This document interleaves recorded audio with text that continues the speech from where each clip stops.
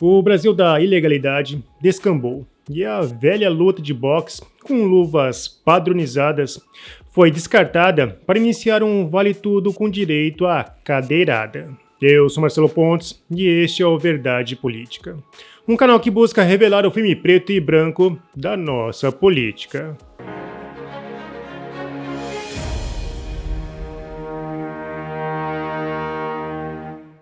O inquérito 4.879 é antigo, e se houver uma cópia impressa, o papel já deve estar amarelado. Em 2022, o jornalista Wellington Macedo foi preso por determinação do ministro Alexandre de Moraes do Supremo Tribunal Federal. Ele foi acusado de financiar as manifestações a favor do governo federal no dia 7 de setembro de 2021. As manifestações em todo o Brasil foram pacíficas, mas naquela época já havia a pesca probatória e conversas em grupos já deixavam os ministros preocupados. Mesmo sem qualquer prova direta que o jornalista quisesse realmente investir contra a democracia do país, ele ficou mais de 9 meses sem saber o motivo pelo qual estava preso. Esse inquérito virou um canivete suíço, com amplitude de interpretação nunca vista na história. Qualquer conversa por WhatsApp poderia ser interpretada como um risco à democracia. Se você mostrasse algum ânimo no Zap em financiar ou apoiar as manifestações em Brasília, poderia ser preso. Agora imagine a cena. Você é dono de uma empresa e paga para seus funcionários assistirem a um jogo e torcer para o Brasil. Porém, no estádio com 4.000 pessoas, um grupo pequeno começa a depredar. Alguns se afastam, outros simplesmente assistem.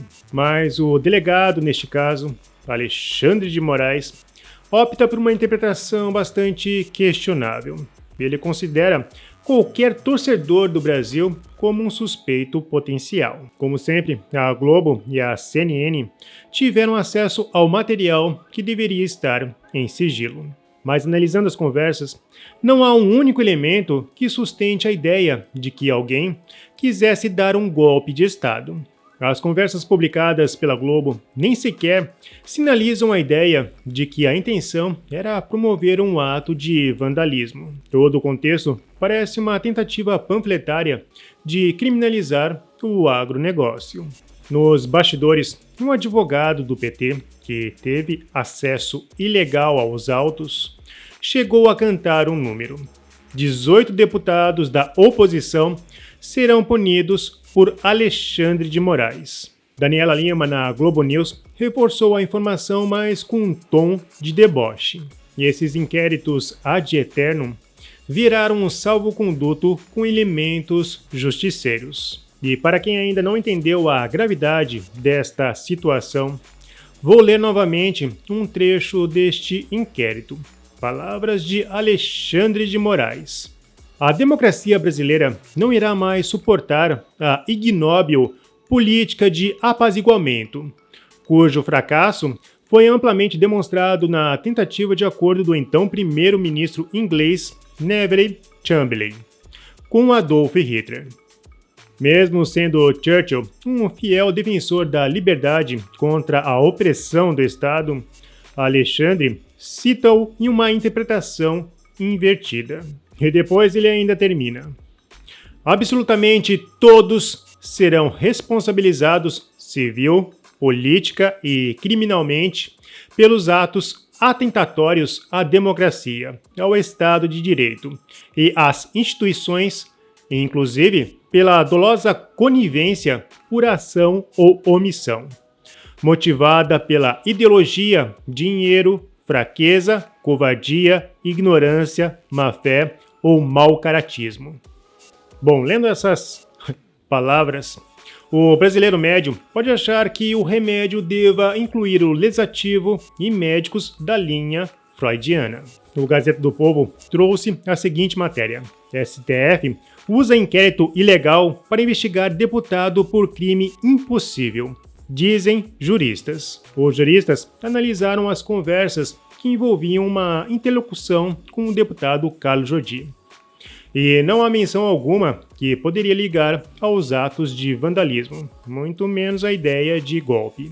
Fábio Tavares Sobreira, professor de Direito Constitucional, afirmou: ainda que o deputado estivesse induzindo ou orientando qualquer paralisação, qualquer manifestação, ela não se enquadra nos verbos abolir, exterminar ou destruir o Estado democrático de direito. Se paralisação de rodovias fosse interpretado como ato contra o Estado democrático de direito, então o MST estava lascado. Passou-se um ano.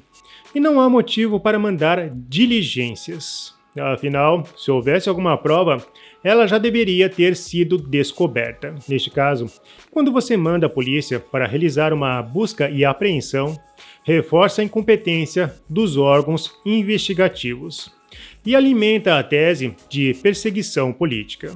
Nesse sentido, Sobreira reforça que se trata de uma caça às bruxas. Essa medida, com todas as vênias possíveis ao ministro que a determinou, é uma caça às bruxas. É tentar achar pelo em ovo. Tentar achar alguma prova que justifique o andamento de uma ação penal. O mandado é sim arbitrário, é ilegal, é inconstitucional. Isso não é um posicionamento de direita ou de esquerda, mas baseado na Constituição Federal. O doutor em Direito Alessandro Charotino tratou o inquérito como ilegal. A situação é complexa, porque está se usando o inquérito ilegal para investigar um parlamentar por crimes que não existiram. O grande problema não está na busca e apreensão em si na casa do parlamentar. Isso poderia acontecer, mas o problema são todos os vícios que cercam esse inquérito instaurado de forma irregular e que vem sendo mantido de forma irregular. No passado, ocorreu um verdadeiro fuzuê quando a polícia adentrou na Casa Legislativa. O parlamento blindou Paulinho da Força do Solidariedade e Rejane Dias do PT.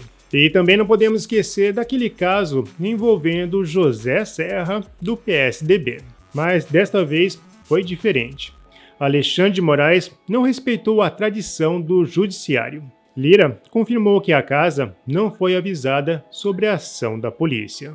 A Oeste, na voz de Estevão Júnior, comparou a ação da polícia à ditadura. Alexandre de Moraes está instaurando o medo diante da incompetência do STF em convencer. O remédio proposto pelo ministro está se revelando a cada dia um veneno ao minar a atuação parlamentar de apenas um dos lados. O senador Marcos Rogério afirmou que a ação prejudica o trabalho legislativo. Obviamente que uma ação como essa ela tem desdobramentos e é preciso que a Câmara dos Deputados do Senado Federal tenha a compreensão da gravidade desse tipo de ação com relação à autonomia para o exercício do mandato parlamentar. Nesse sentido, termino esse vídeo com as sábias palavras do senador Esperidião Amin. Ninguém se iluda. Cada vez que um parlamentar vira notícia de ação investigatória da Inquisição e a respectiva Casa Legislativa reage não reagindo, cumpre-se mais um capítulo do roteiro de domínio da Inquisição e acomodação do Congresso à sua condição de pigmeu moral. Bom, não se esqueça, você financia o trabalho do Verdade Política, então curta, comente e compartilhe. Clique no sininho para você receber as nossas notificações. E vamos continuar na luta em prol da verdade.